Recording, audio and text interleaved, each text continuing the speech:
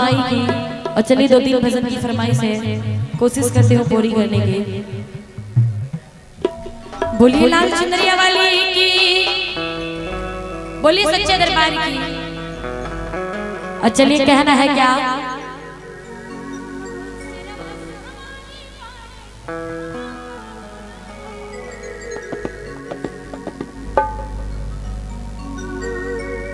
सिरवा सहबारी मारे डेरा पहाड़ा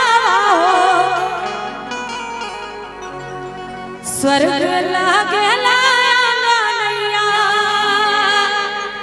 हे देवी मैया,